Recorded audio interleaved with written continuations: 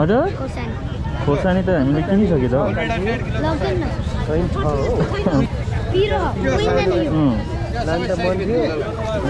कसरी अनि यो बिचरा किन्यौँ न त अब यो त गर्थ्यौँ किनिदिन्छु ल यहाँ छ होला हौ साथी छ नि यहाँ 20 रुपियाँ खोर्सानी बेच्दै हिँडेको कति बेच्यौ 70 को बेच्यौ तिमीले पढ्छौ पनि कतिमा पढ्छौ 8 मा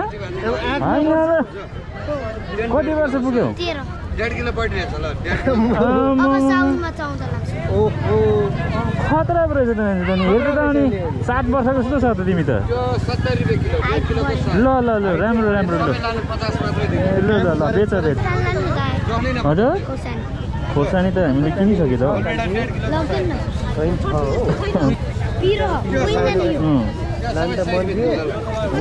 कसरी अनि यो बिचरा किन्यौँ न त अब यो त गर्थ्यौँ किनिदिन्छु ल यहाँ छ होला हौ साथी छ नि यहाँ 20 रुपियाँ खोर्सानी बेच्दै हिँडेको कति बेच्यौ 70 को बेच्यौ